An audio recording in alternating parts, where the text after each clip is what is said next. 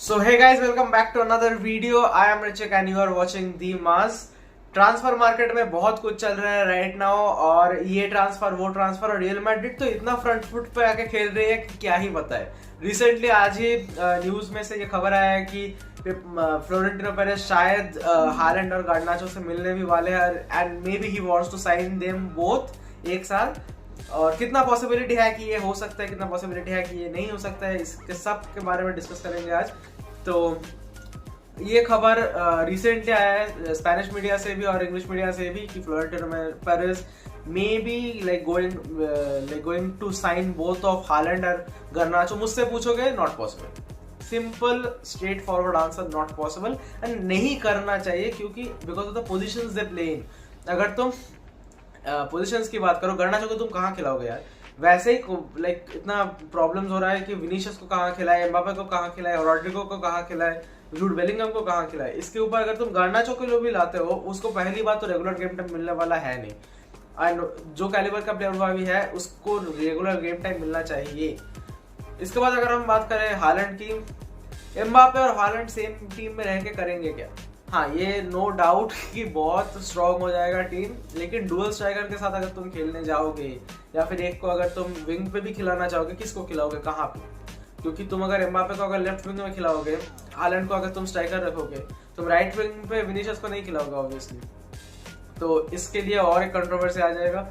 तो it's better कि Holland को रियल मैड्रिड साइन ना करे। लेकिन अभी न्यूज में जो आया है कि फ्लोरेंटिनो पेरेज जब रियल मैड्रिड जब अपना सेकंड क्वार्टर फाइनल का जब सेकंड लेग खेलने जाएगी एतिहाद, तब वो दोनों को बोले हैं कि वो एक मीटिंग करेंगे दोनों के साथ, maybe he will try to sign them both और समथिंग लाइक दैट, लेकिन मुझे नहीं पता। राइट नाउ हालैंड का हालैंड का कॉन्ट्रैक्ट अभी है 2027 तक, रिलीज क्लॉज है लेकिन पेप उसको हटाना चाहते हैं। गार्नाचो का कॉन्ट्रैक्ट है 2028 तक विद 40 मिलियन रिलीज क्लॉज। लेकिन अगर गार्नाचो को अगर मैनचेस्टर यूनाइटेड का अगर अपर बोर्ड ने अगर परमिशन दे दिया एक्चुअली सेल करने का, उनको इतना गालियां पड़ेंगी ना भाई, I can swear you on that. Garnacho is an evolving talent, उसको नहीं बेचना चाहिए यूनाइटेड को, क्योंकि यूनाइटेड को ऐसे प्लेयर्स की जरूरत है। इसके बाद अगर तुम बात करो हमारे अगले ट्रांसफर के बारे में, बायर्न से ये कंफर्म न्यूज आ गया है कि Kimmich is going to go on sale in the summer transfer window.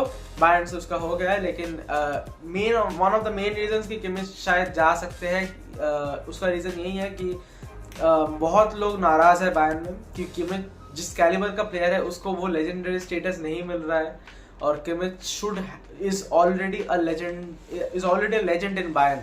सो उसको एक रिस्पेक्ट, एक प्लेयर कैलिबर के हिसाब से एक रिस्पेक्ट मिलना चाहिए जो उसको अभी राइट नाउ बायर्न में नहीं मिल रहा है।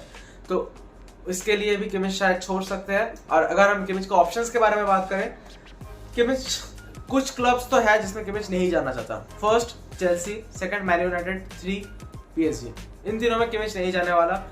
इसके बाद अगर तुम बात करो कि किमिच कौन से क्लब्स में जा सकते हैं, 5 क्लब्स है, Liverpool, real Madrid, Barcelona, man city और 5th आर्सेनल। इसके बाद अगर तुम बात करो कि कौन से क्लब में शायद पॉसिबिलिटी हो सकता है, मैं अगर बोलूं तो किमिच का पॉसिबिलिटी है बार्सिलोना, आर्सेनल और रियल मैड्रिड। मैन सिटी में वो जाएगा नहीं क्योंकि मैन सिटी अभी राइट नाउ नंबर 6 के रोल में कोई प्लेयर को लेगी नहीं, क्योंकि they are very much aggressive with Bruno Guimarães. तो उसको छोड़ के वो कॉम्बिनेशन जो सोचा हुआ है वो सब छोड़ के वो मुझे नहीं लगता कि किमिच के साथ जाना चाहेंगे। लिवरपूल की बात करो, मुझे अभी भी नहीं लगता कोई पॉसिबिलिटी है। आर्सेनल की बात करो, डेक्लन राइस और जोशुआ किमिच, क्या मिडफील्ड होगा यार, क्या मिडफील्ड होगा यार। लेकिन अगर आर्सेनल को छोड़ के अगर तुम बार्सिलोना की बात करो और रियल मैड्रिड की बात करो, इन दोनों का पुल पावर बहुत ज्यादा है rather than Arsenal and any other club. तो किमिच का ये बहुत हाई पॉसिबिलिटी है कि वो शायद मतलब बार्सा चले जाए या रियल मैड्रिड चले जाए। बार्सा चले जाए तो बार्सा में उसका पोजीशन के बारे में भी कोई प्रॉब्लम नहीं है। रियल मैड्रिड में अगर वो आएगा तो रियल मैड्रिड में वो एज अ सेंटर मिडफील्डर नहीं आ पाएगा, क्योंकि सेंटर मिडफील्डर में हमारे पास ऑलरेडी कामाविंगा है, चुआमिनी है, मॉडरिच है, क्रूस है, बेलिंगम है, ब्राहिम डियाज है, आर्दा गुलर है। किस को खिलाओगे भाई? नहीं खिला पाओगे। अगर वो आता है वो आएगा एज राइट बैक, क्योंकि हमारे पास डैनी कार्वाहल का अगर तुम्हें अगर रिप्लेसमेंट राइट नाउ चाहिए या फिर मिड सीजन चाहिए तो he can be a very good player for that. तो यही थे आज के ट्रांसफर न्यूज।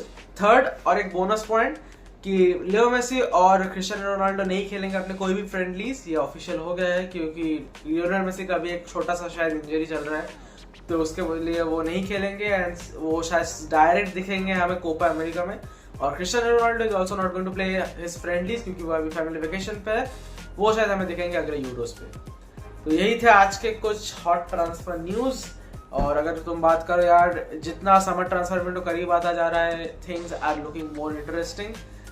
मैं भी आऊँगा हमेशा लाइक न्यू अपडेट्स के साथ जब भी वो बाहर आएंगे।